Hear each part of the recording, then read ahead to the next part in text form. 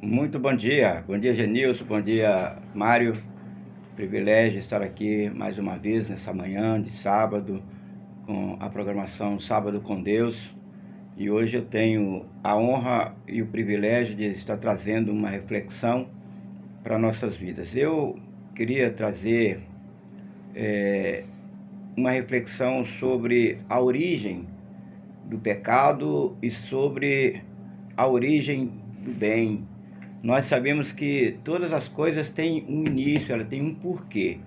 E para a nossa reflexão, para que nós possamos compreender o que significa e o que eu quero dizer, eu gostaria de compartilhar alguns versículos da palavra de Deus que se encontra na carta de Tiago, no capítulo 1, a partir do versículo de número 12, que diz: Bem-aventurado o homem que suporta com perseverança a provação, porque depois de ter sido aprovado, receberá a coroa da vida, a qual o Senhor prometeu aos que o amam. Ninguém, ao ser tentado, diga: sou tentado por Deus, porque Deus não pode ser tentado pelo mal, e ele mesmo a ninguém tenta. Ao contrário, cada um é tentado pela sua própria cobiça, quando esta o atrai e seduz. Então a cobiça, depois de haver concebido, dá à luz o pecado. E o pecado, uma vez consumado, ele gera a morte. Já na origem do bem, o texto diz assim: Não vos enganeis, meus amados irmãos, toda a boa dádiva e todo o dom perfeito são lá do alto, descendo do Pai das luzes, em quem não pode existir variação ou sombra de mudança. Pois segundo o seu querer, ele nos gerou pela palavra da verdade, para que fôssemos como que primícias das suas criaturas. Sabeis essas coisas, meus amados irmãos. Todo homem, pois, seja pronto para ouvir, tardio para falar, tardio para se irar, porque a ira do homem não produz justiça de Deus. Portanto, despojando-vos de toda a natureza e acúmulo de maldade, acolhei com mansidão a palavra que em vós implantada, a qual é poderosa para salvar a vossa alma. Tornai-vos, pois, praticantes da palavra e não somente ouvintes, enganando-vos a vós mesmos. Porque se alguém é ouvinte da palavra e não praticante, assemelha-se ao homem que contempla num espelho o seu rosto natural. Queridos irmãos, nós sabemos que a maldade, ela é como se fosse, como é que eu posso, como se fosse um filho que é gerado dentro de nosso ser. Mas de que forma que se dá? Como é que se faz a concepção? Sabemos que para um filho ser gerado é preciso que haja uma relação entre duas pessoas opostas. E no mal é a mesma coisa.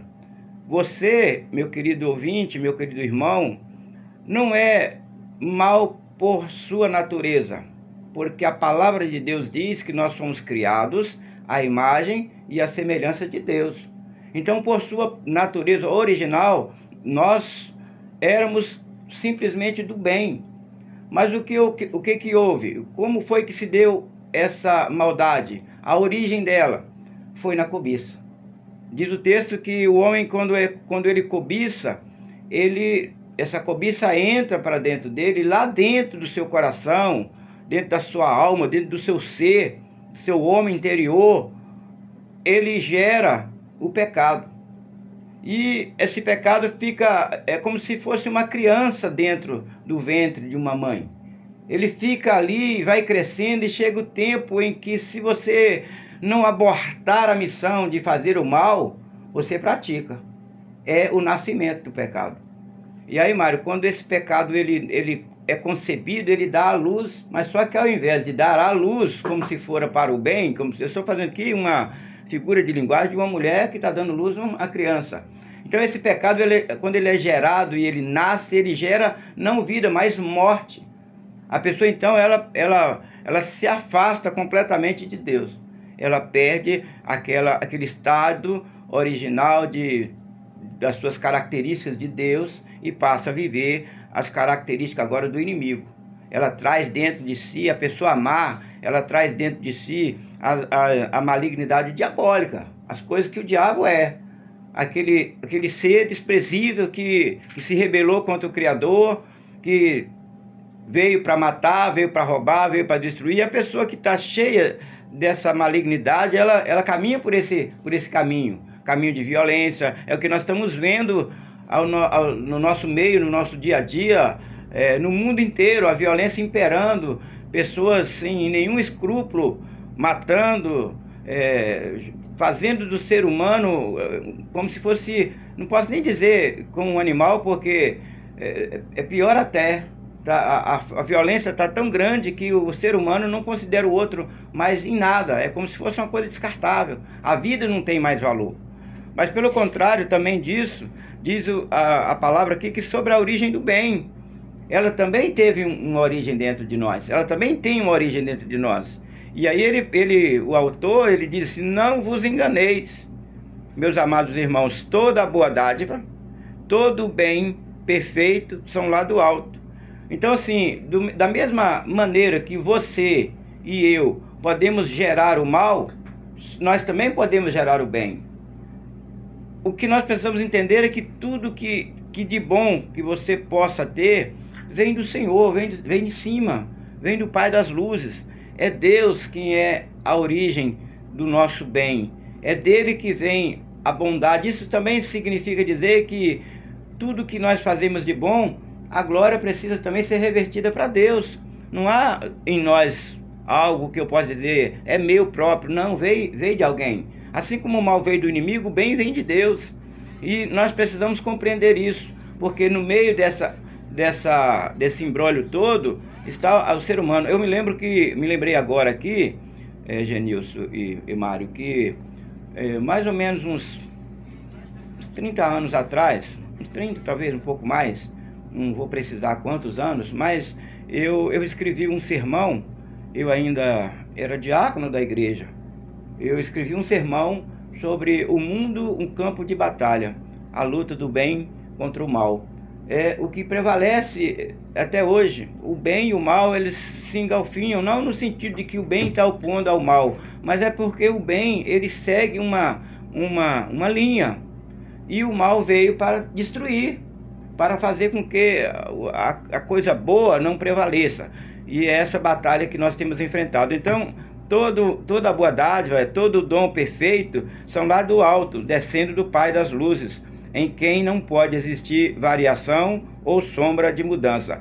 Isso me diz do caráter, dos atributos de Deus, que não é como um ser humano, que é volúvel, que muda, que na mesma hora que está pensando de um jeito, aí muda de opinião e passa a fazer de outra forma. Aquela maneira que você começou não está mais boa, vou fazer de outra forma. Deus não age dessa forma. Então, se nós temos características do Senhor e nós precisamos ter esse pensamento. Se Deus nos colocou em uma jornada, em um propósito, então nós temos que seguir com esse propósito, porque Deus ele não erra nas suas decisões. Eu falo sempre isso, os irmãos até, acho que já fica até meio chateado quando eu falo a expressão que Deus não é cientista, porque Deus não faz experiência. O cientista, ele vai para um laboratório de ensaios e ele pega os seus tubos de ensaios e começa a misturar produtos químicos para descobrir outro produto químico, para criar um remédio, para criar qualquer que seja o produto que ele tiver intenção de fazer, ele faz com misturas químicas. E aí, às vezes dá certo, às vezes não. O maior exemplo disso é a Coca-Cola, que não foi criado para ser Coca-Cola. A Coca-Cola era para ser um remédio e acabou virando o que virou esse refrigerante aí que muita gente gosta. Então o que acontece? Deus não é isso, Deus não é cientista para falar, eu vou chamar o Genilson e vou falar com o Genilson para ele fazer alguma coisa ali para mim e eu vou olhar se vai dar certo. Se não der, eu mudo, porque eu vou ver se dá. Não, Deus não tem essa dúvida, ele não tem sombra de variação no Senhor. Ele é perfeito naquilo que faz. Ele tem projetos, ele tem propósito, para a minha e para a sua vida. Você que está nos ouvindo aí do outro lado, Deus ele tem chamado para você, Ele tem propósito para você. Ah, mas a minha vida está toda destruída, está toda bagunçada, eu não tenho mais nem esperança. Talvez você não tenha esperança pelos seus méritos, mas não se trata de mérito, não se trata de condição humana, se trata de poder de Deus, se trata de intervenção de Deus. Ele intervém na sua história, na minha, interferiu na minha história. Todos nós aqui podemos falar, mês passado, eu creio, o Mário trouxe aqui o testemunho, pequeno parte do testemunho dele, que foi uma interferência de Deus na vida. Para Mário estar aqui hoje na sonoplastia desse programa, foi preciso que Deus fizesse um milagre na sua vida. E quantos de nós é um milagre? Somos um milagre de Deus, porque estamos aqui, a nossa história foi mudada. Eu hoje estou com 62 anos, mas quando eu tinha 17, 18 anos, eu não tinha expectativa de chegar nem a 25. Eu me lembro que quando eu me converti, eu tinha 19 anos.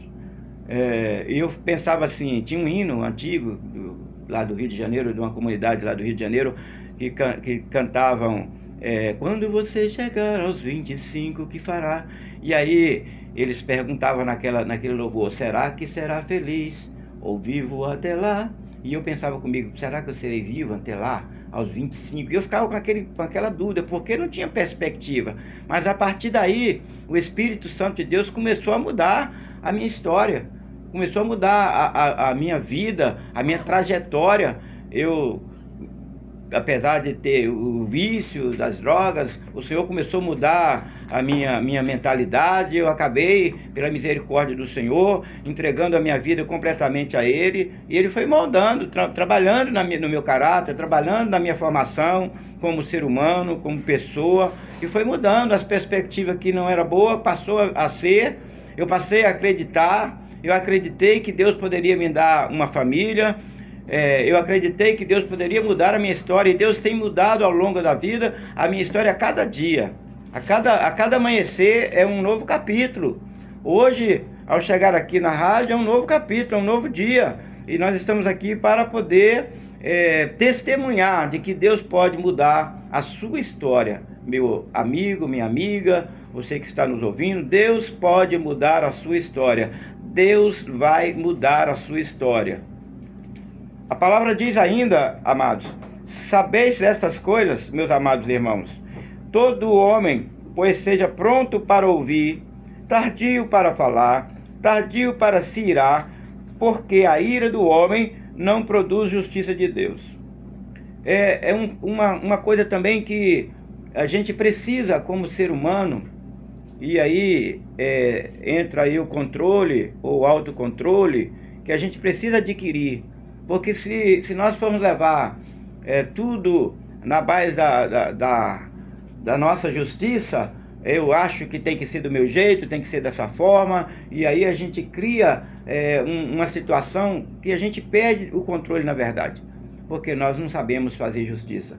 O profeta Isaías 64, versículo 6, ele diz que a nossa justiça ela é semelhante ou é como um trapo de imundícia. Então, quem somos nós para praticar a justiça? O que nós devemos fazer, então? Diz a palavra, diz assim,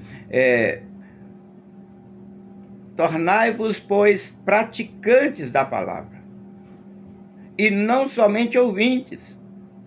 O grande problema da humanidade é que nós ouvimos muito a palavra de Deus. Todo dia você abre a sua internet, a sua televisão, vai em uma igreja, todos os instantes você ouve, você escuta a palavra de Deus. Então não é por falta de palavra de Deus que a humanidade está caminhando como está caminhando, vivendo como está vivendo, a violência como está sendo. Então o que está faltando? Está faltando a prática dessa palavra. É que temos sido muito ouvintes da palavra de Deus, mas não temos praticado a palavra de Deus. E a palavra de Deus não é só para ser ouvida, ela é para ser ouvida e ser praticada. Tornai-vos, pois, praticantes da palavra e não somente ouvintes, enganando-vos a vós mesmos. Sabe aquela coisa do cara dizer, eu sou religioso, porque eu vou na igreja, eu faço isso, eu faço aquilo, e o eu sempre na frente das coisas? Isso não tem muito valor, ou valor nenhum. diante de Deus se nós não formos praticantes dessa palavra. Nós precisamos passar a ser, praticante, é você viver uma vida real, de acordo com a palavra de Deus. Tornai-vos praticantes da palavra e não somente ouvintes, enganando-vos a vós mesmos, porque se alguém é ouvinte da palavra e não praticante, olha só o que a Bíblia diz que com o que ele se assemelha. Ele assemelha-se ao homem que contempla num espelho o seu rosto natural. E o que acontece logo depois que você sai da frente do espelho? Você não lembra, você não consegue lembrar mais de detalhes. Às vezes você penteia seu cabelo ali, penteia o cabelo certinho, tá tudo bonitinho, mas sai por algum motivo, vai vestir uma camiseta, alguma coisa, o cabelo fica todo fora do lugar e você não viu mais, você não consegue ver mais. Quando você vai no espelho outra vez, você vai ver que está tudo mudado, a sua aparência já não é mais a mesma, porque o seu cabelo já não está no lugar, porque saiu. As mulheres que o digam, quando faz as suas chapinhas lá, e que vem a chuva, e não pode, tem que correr, porque muda. É isso que a palavra está dizendo. A gente não consegue lembrar da nossa fisionomia, de como estávamos há minutos atrás. E é isso que a palavra está dizendo. Assemelha-se ao homem que contempla no espelho o seu rosto natural, pois a si mesmo se contempla e se retira, e para longe se esquece de como era a sua aparência. Amém, queridos? E concluindo aqui, mas aquele que considera atentamente na lei perfeita, lei da liberdade, e nela persevera, não sendo ouvinte negligente, mas operoso, praticante, esse será bem-aventurado no que realizar. Essa é uma palavra para nós, para a minha vida, para a sua. Eu espero que essa programação, esse é o propósito da programação, levar a palavra de Deus a você que está do outro lado, que esteja talvez desesperançosos, estejam talvez tristes, abatidos. São circunstâncias que a vida nos oferece. Deus pode mudar o quadro da sua história. Mas para isso, meu querido ouvinte, você precisa passar a ser praticante da palavra de Deus. Não só ouvinte, mas praticante. Porque senão nós incorremos no risco de ser como aquele homem que olha no espelho e que depois de olhar no espelho ele não consegue mais lembrar de como ele era. Amém? Deus abençoe. Agora nós vamos